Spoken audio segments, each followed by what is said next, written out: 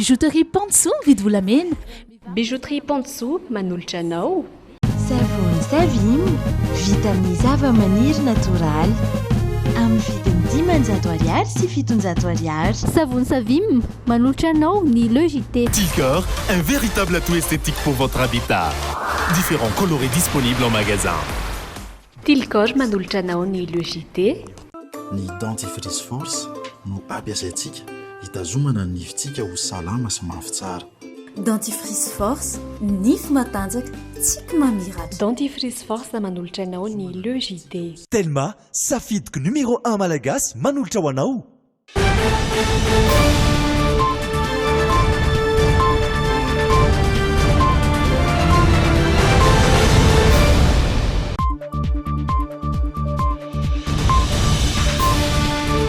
Alarobia 7 May 2024 dia mbola falitafaraka amintsika tsirairay avy any an-tokantrano indray ny tenako amin'ity alina ity ary manasa antsika ihany koa anaraka ny fampalam-baovao vaovao maro izay no manay ho antsika amin'ny androany.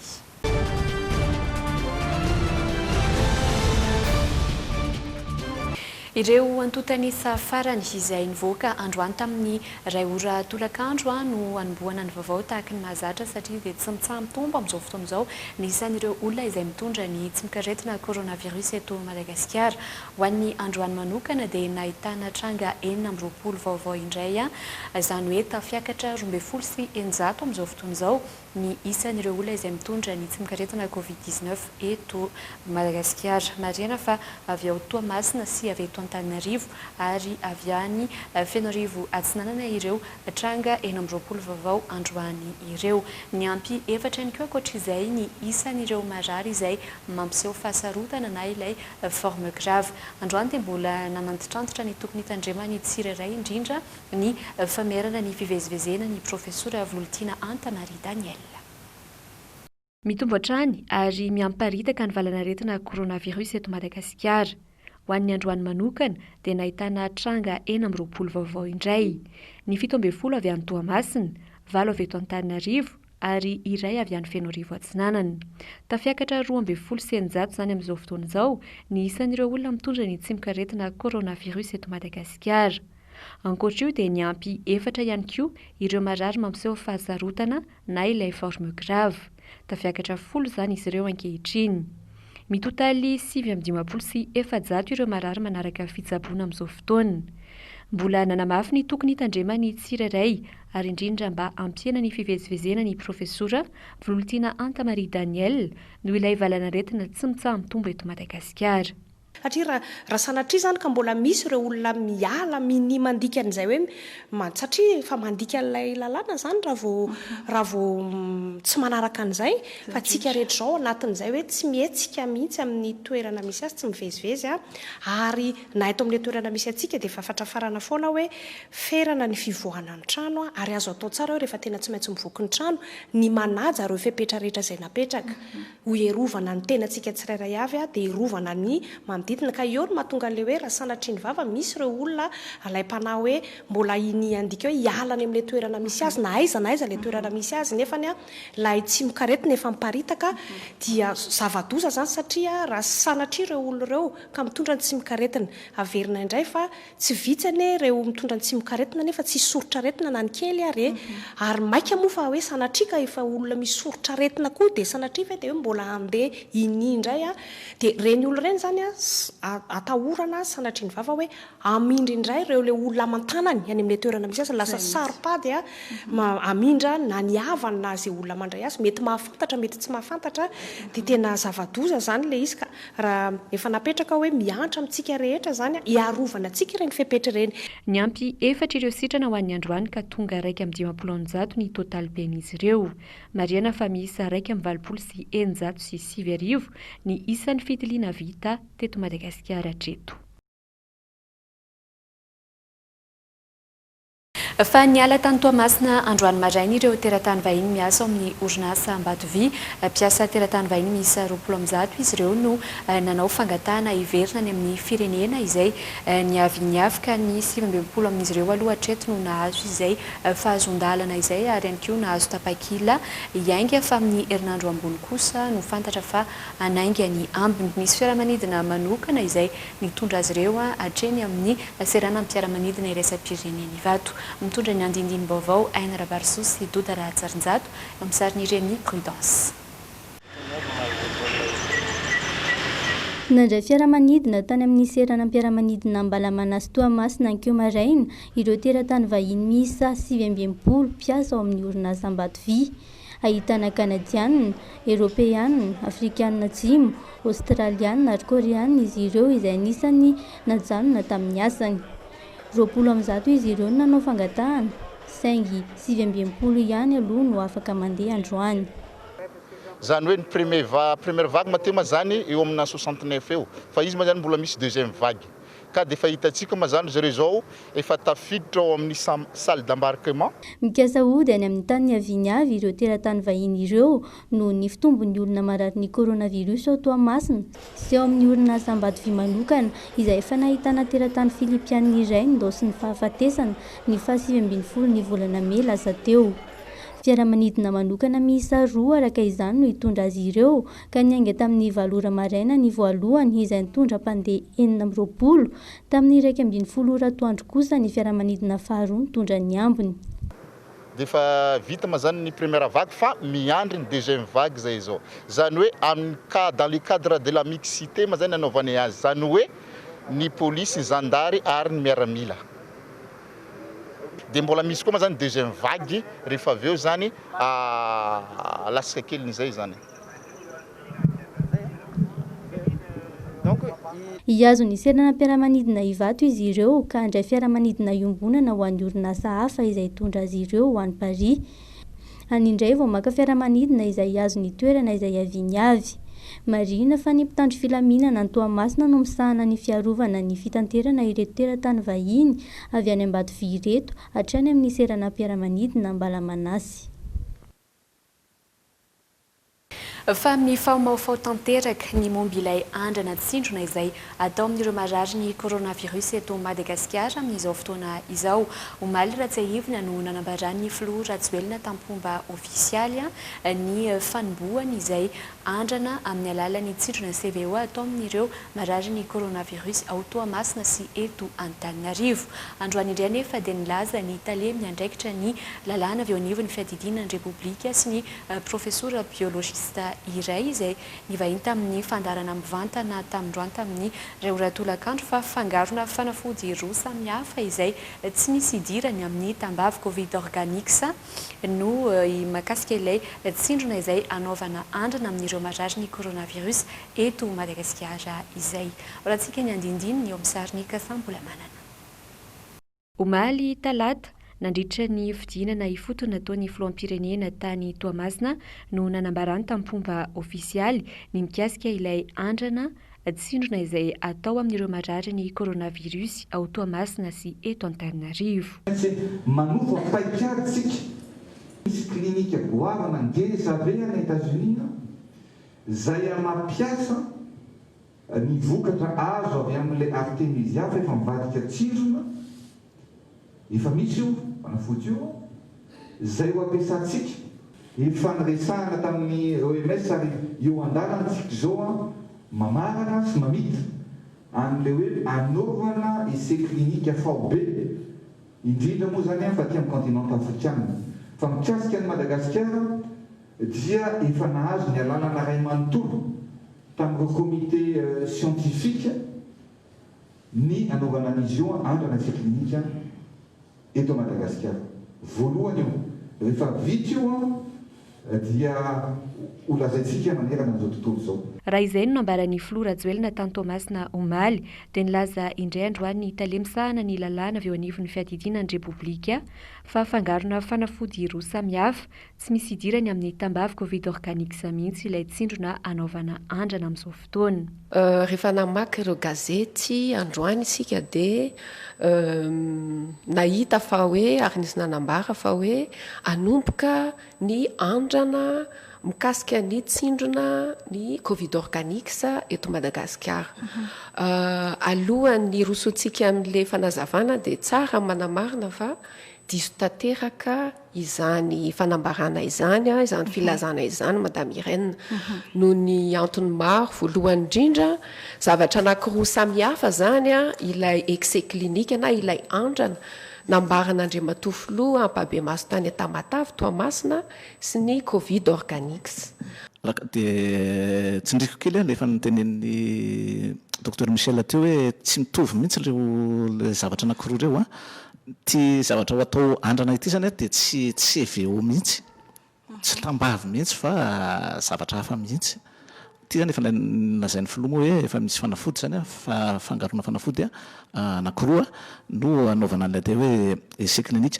Ary ty zavatra ty dia efa niketrehana niaraka tamin'ireo mpitsaroko teto atoerana, ary koa ireo mpitsaroko avy any ivelany, misy avy any amin'ny Nosy Maurice, misy avy any Thaïlande, ary misy koa avy any amin'ny hôpitaly Fantadaza, klinika Fantadaza any États-Unis, izay miara-miasa zany namolavola n'ity essai clinique izay anomboka ity. Mifanipaka tanteraka araka izany voalazan'ny Flo Omaly sy ny fanazavana nentin'ireo tompon'andraikitra roa nanazava ny momba ilay andrana tsindrona izay atao amin'ireo marary ny coronavirus eto Madagasikara ireo.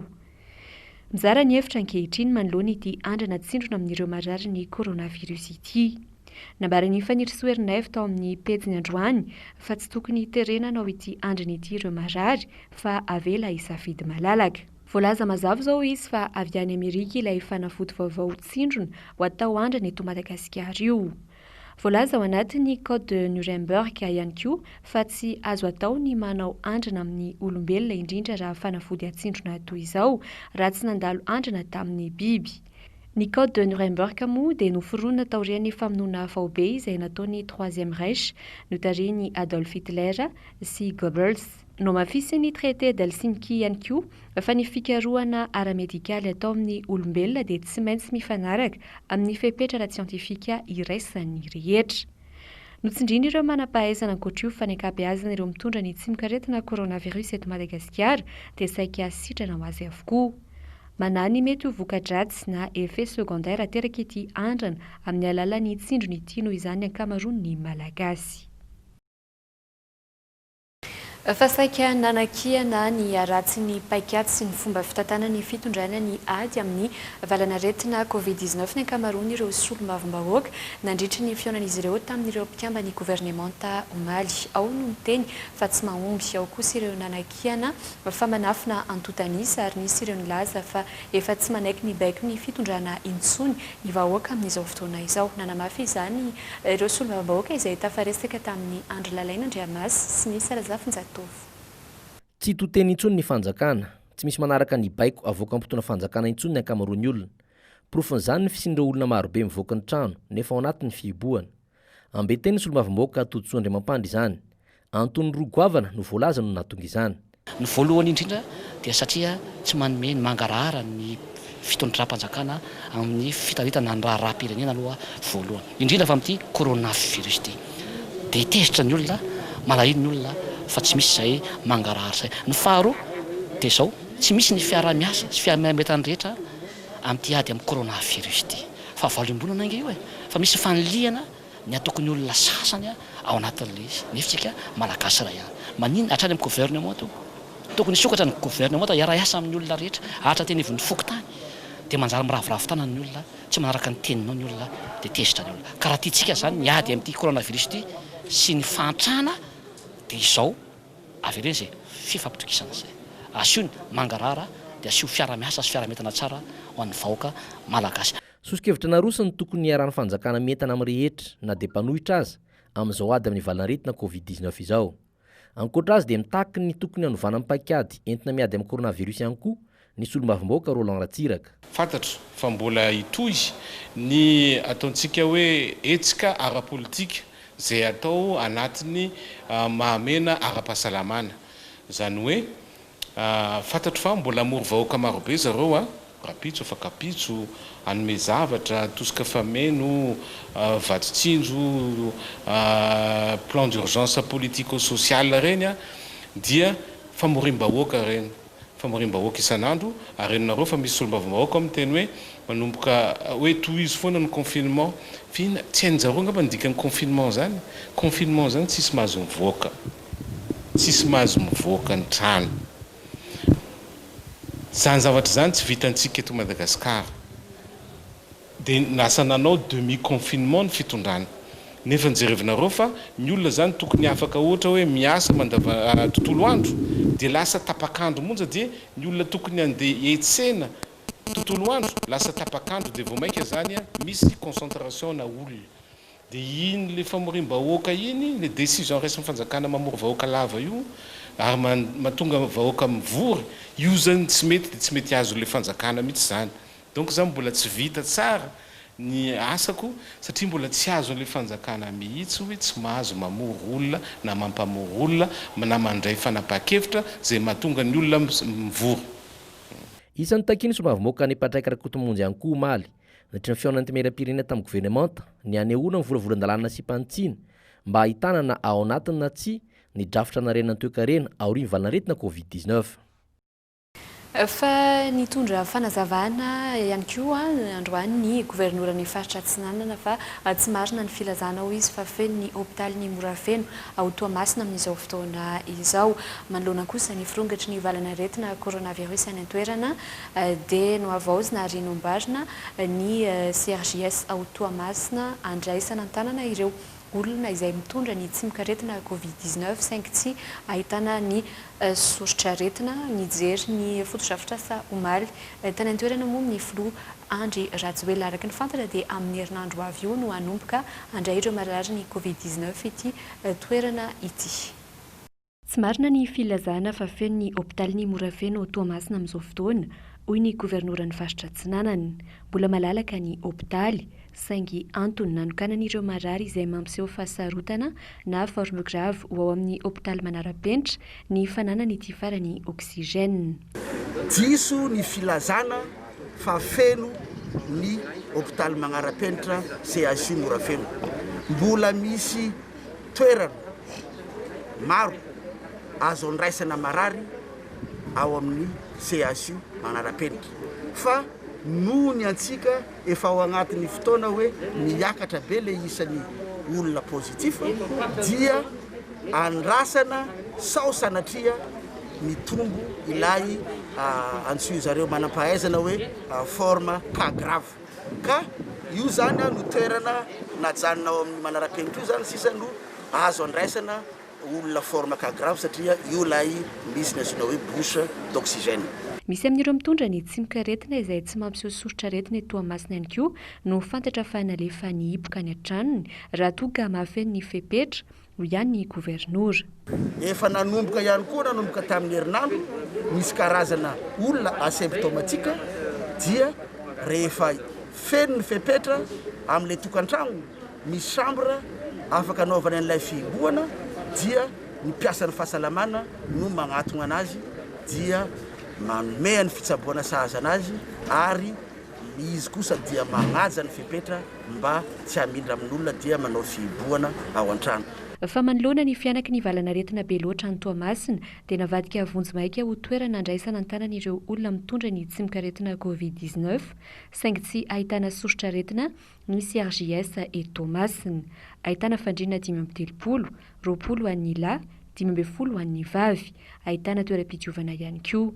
Araky ny fantatra dia anomboka amin'ny herinandro io no afaka handray ireo marary ny coronavirus ny toerany. Marihana fa ny ankabeazana ireo tranga vao mivoaka isan'andro dia saika avy eto Toamasina avokoa. Fa olona 17 mianadamianaka no voaterina hipoka an-trano manomboka androany any Amparikambana Tsiroanomandidy. Izy ireo izay nifanerasera akaiky tamin'ilay tovolahy iray tonga avy any Antsokosoko avy any Toamasina ny 17 Mey lasa teo. Mihamafy araka izany fandraisana fepetra any amin'ny faritry Bongolava, faritra izay tsy ahivony ihany koa fa efa misy olona iray mitondra ny tsimok'aretina coronavirus any Tsiroanomandidy amin'izao fotoana izao. Aina Rabarso Dodara Jarinjato. Omaly no nisy nahatsikaritra ny fahatongavan'ilay tovolahy voalaza fa nitsoaka avy any Toamasina ka tonga tany Tsiroamandidy. Tany Ankirana Avaratra no nivantanany ary nalefa ny tompon'andraikitra ny an-toerana avy hatrany mba hanao fitiliana ao Tsiroamandidy renivohitra Omaly ihany. Rehefa vita nefa izany dia mbola nanita-dalana nakany Amparikambana indray ity tovolahy ity ka voaterina indray fepetra ny mpiasan'ny fahasalamana ny amin'ny tsy fahafahan'ity tovolahy ity mivoaka ny trano intsony sy ireo fianakaviany izay nifanerasera taminy izay miisa 17 izy ireo mandra-pivaly ny fitiliana izay natao azy. Raha tsy ahivona, Avakomaly no nahitana tranga iray mitondra ny tsimok'aretina Covid-19 tany Tsiroanomandidy tamin'ny tatitra izay navoaka ny profesora Volontina Anta avy any amin'ny CCO Covid-19 Ivato. Fantatra fa renim-pianakaviana iray bevoka monina ao Androtra Tsiroanomandidy izany araka ny vaovao voaray. Tonga avy any Toamasina tamin'ny 12 ny volana Mey teo izy ary ny zoma 15 Mey vao hita ary nanaovana fitiliana PCR avy hatrany. Manoloana izany, entitra ireo fepetra niraisina manomboka androany Alarobia fa 17 ny volana Mey 2024. Foana sy miato avokoa ny fitanterana iombonana amin'ny zotra rezionaly sy nasionaly miditra sy mivoaka ny faritry Bongolava. Ny fitanterana anatiny manerana ireo komina 30 kosa dia mitohy saingy hajaina hatrany ny lamina ara-pahasalamana efa napetraka. Mikatona amin'ny 3 ora tolakandro ny fivarotana rehetra manerana ny faritra manontolo. Toy izany koa ny tsena kominaly rehetra. Mitohy ny tsy fahafahana mivezivezy manomboka amin'ny 7 ora alina ka hatramin'ny 4 ora maraina. Entanina ny olona mba tsy hivoaka ny trano raha tsy misy antony lehibe sy noho ny asa ka amin'izany dia tsy maintsy manao aro-tava. Olona iray ihany no afaka entin'ny posy. Entanina ihany koa ireo mponina mba hampandreny mpitondra raha mahita vahiny tonga avy any ivelan'ny faritra any amin'ny toerana misy azy avy mba ahafahana mandray an-tanana azy ireny avy hatrany. Eo amin'ny maresaka iraisam-pirenena dia niteraka adievitra be ny tokony ampiasana na tsy ny hydroxychloroquine fanafody entina hitsaboana ireo marary ny coronavirus. Namoaka fanambarana omaly ny OMS fa tokony hatsatra ny fampiasana ity fanafody ity. Maro ireo firenena no nandà io fanambarana io fa nisafidy ny mbola hanohy ny fitsaboana ny Covid-19 hatrany amin'ny alalan'izay hydroxychloroquine izay. Isan'izany Maurice, Cameroun sy ireo firenena maro aty Afrika. Oratsika ny andindiny izay vaovao izay. Manamafy ny fahombiazan'ny hydroxychloroquine hatrany ny profesora Didier Raoul izay nanao niandrana tamin'ity fanafody ity voalohany indrindra hitsaboana ireo marary ny coronavirus. Ary efa miparitaka manerana ny Afrika izany. Mbola tsy voaporofo mazava nefa hatreto ny tena fahombiazan'ity fanafody ity ka nanao fanambarana ny tokony amitsaharana ny fanandramana izany ny OMS Omaly. Niteraka adievitra izany satria maro ireo firenena indrindra aty Afrika no nandà io fanambarana navoaka ny Tale Jeneraly ny OMS io.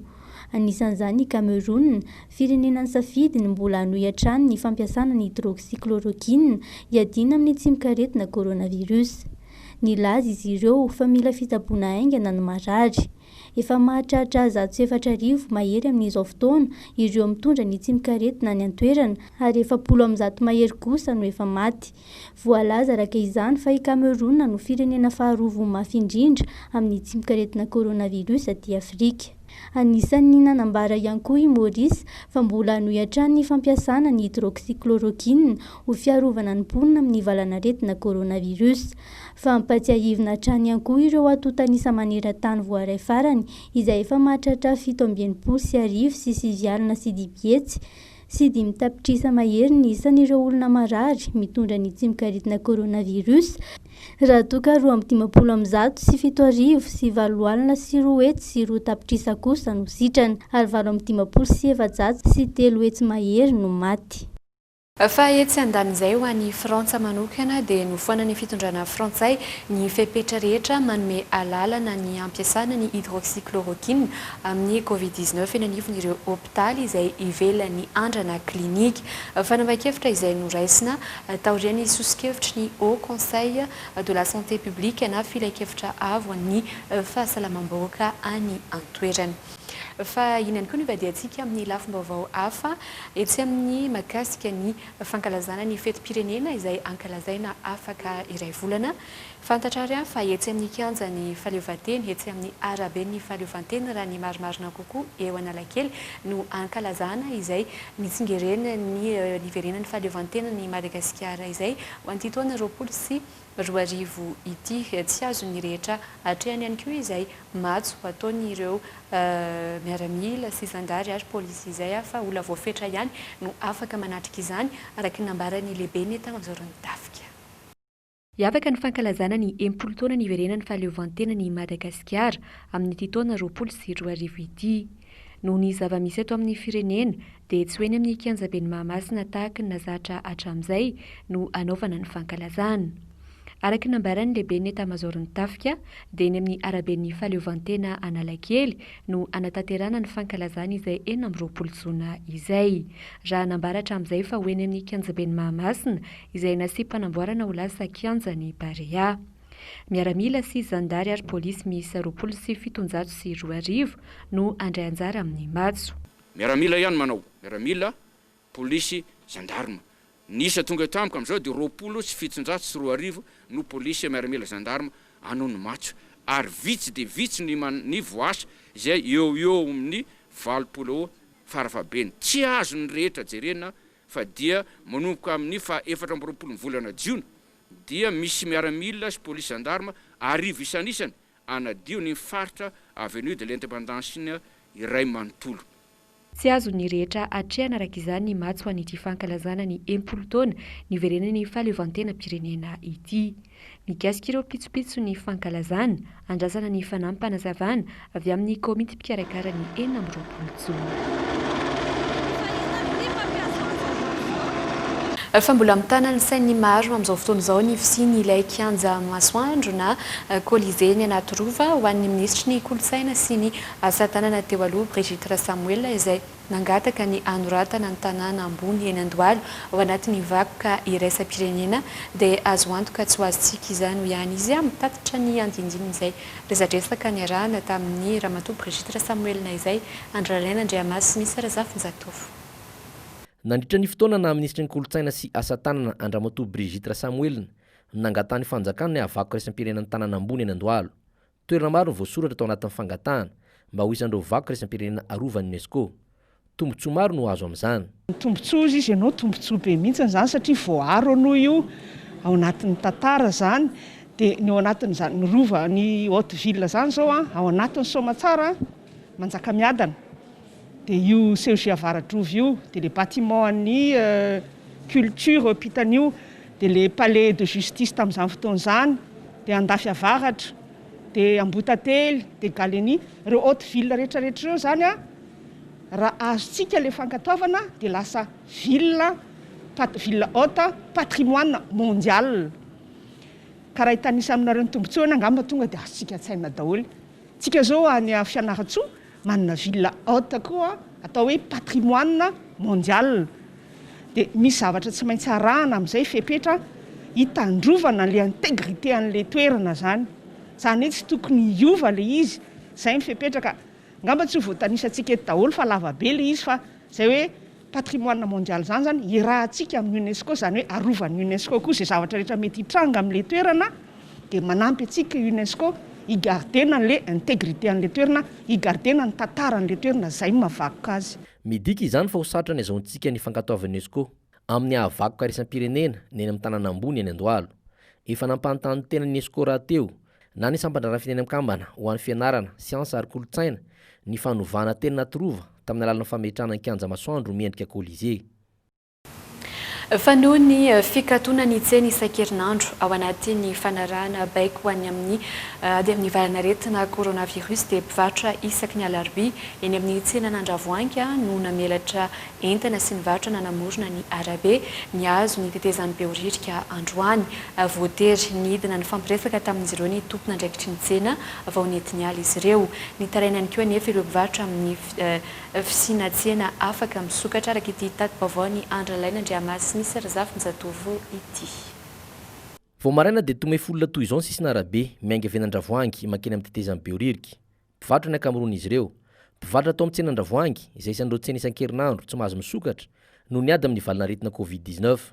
No ny fitadiavana sy ny tsy fananana izay hoanina ary ny fahaverizam-bola tokony hiditra ao aminy nefa nahatonga azy ireo hanao izany. Mahatsiaro izay mandeha mitanila izany le fanalana le mpivarotra isan-kerinandro satria raha eto Andravoahangy izao dia asorona ny mpivarotra na andavanandro na alarobia rehefa alarobia dia rehefa alakamisy asorona ny Mahamasina rehefa sabotsy asorona ny Ansotsy fa misy tsena kosa nefa izay raha malala sy raha mahita ny fahatereny nefa ny afaka mivarotra kalalana amin'ny fotoana rehetra mandritry ny herinandro nefa ny raha malala fa tsenan'Andromay izy io any nafindra teo Tamposara ka miangavy izay rehefa ohatsy ampitoviana le fomba hoe miara-tsy misy asiana tsena isaky le tsena isan-kerinandro dia ampitoviana daholo fa tsy lasa mandringa le izy satria ny hebdo rehetrarehetra dia mandray an'izany kokoa ny tsenan'Amposara fa maninona ny tsena anankitelo efatra ihany nandraisana an'izany dia ny tsenan'Andravoahangy tsena Mahamasina ny tsena Ansotsy ny tsena Nkomo fa misy tsena nefa dia tsena amin'ny Tanila tsy hanaovana ny tsendraisana an'izay fehipetsy izay. Manao manokana izao ohatrina ny vola tokony hiditra monsaka ny tsena dia tsy hita. Raha ho anahy manokana izao dia tokony ohatra hoe mampiditra ohatra hoe 3 millions na 5 millions FMG dia lasa tsy mampiditra an'izay azy satria na no hohanina ary tsy misy ny lasa ny eo am-pelantanana indray ary ny lany. Dia isanazy fanampiana. Raha ny tsenan'Andravoahangy dia mbola tsy anisan'izay nahazo fanampiana tamin'ny tsindro izany na tamin'ny vaditsindro na tamin'ny ninona izany resaka fanampiana nanao taratasy izay nanao fangatana nandefa tao amin'ny lampantanana fa hatramin'izao izay tsy anisan'ny tsy nahazo an'izany ny tsenan'Andravoahangy. Tsy maintsy nidina fampiresaka tamin'ireo mpivarotra ny lehibe ny tsena sy ireo mpiara-miasa aminy ka taorian'izay dia naiky niala mora ireo mpivarotra. Io rahantsika malala fa atao hoe raha atao hoe misy fitenenana manao hoe ny ombony ray mandry tsy ndray mifo fa nisy ihany ny fanentanana nataon'izay tompona ndraikitra mikasika ireo mpivarotra ireo zany fa dia arakarak'izay hoe ny olona mbola misy ihany ny tonga manao ny asany andavanandro dia tsy maintsy nanantonana izy zareo dia nandraisana fanapa-kevitra hoe fanalana azy teo amin'ny toerana tsy nisy akory ny fifandonana fa dia mizaka ihany zareo miala moa izay koa mahita hoe manaraka le fanapa-kevitra noraisina ry zareo. Mazanatrany menimenina mivarotra fivelomany zareo tsisy ny fanampiana inona ny hetsika ataonareo tokony tena. Marina izany io ohatran'ny volon'orona fitenenana kely alaina marary be alaina marary hita ao amin'natiny hoe fasana tanteraka tokoa ny malagasy indrindra fa ny mpivarotra amin'izao fotoana izao nefa ny rehefa mengy amin'izay fanapa-kevitry ny fitondrana fibe izay hoe eo le lara-pahamehana ara-pahasalamana dia fahasalamana angamba mivoalohan-karena dia tsy maintsy na dia somary marary kely ary tsy maintsy raisina fanapa-kevitra hoe mbola mikatona aloha ny tsena ao anatin'le hoe tsena isan-kerinandro satria raha mahita fa atiny tena betsaka ny famezivezen'ilay aloha dia mahabetsaka le atao hoe contact. Na mbola teo azy ireo lehibe ny tsena sy ireo mpiara-miasa aminy ary ireo polisy kominaly sy ireo mpitandro filaminana dia nisy ihany ireo mpivarotra namelatra ny entam-baro ny teny amoron-dalana. Miandry ny fanapa-kevitra vaovao raisina fitondram-panjakana amin'ny fiafarany ty amehana ara-pahasalamana fahatelo ity ireo mpivarotra. Dia iny vaovao iny ihany koa no manakatona ny fampalam-baovao tamin'ity alina ity isaorana taky ny mahazatra ianao niaraka taminay hatramin'ny fiafarany manome fotoananao ihany koa ny ekipa rehetra ao amin'ny rahampitso atao anatin'ny logité hatrany. Veloma tompoko.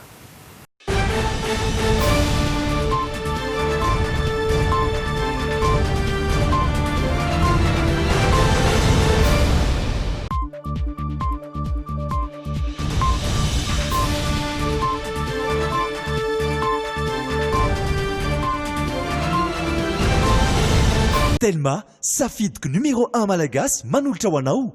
Tilcor, un véritable atout esthétique pour votre habitat. Différents coloris disponibles en magasin. Tilcor nolotra-nao ny Le JT. Savony Savim, vita amin'ny zava-maniry natoraly amin'ny vidiny 500 ariary sy 700 ariary. Savony Savim nanolotra anao teo ny Le JT.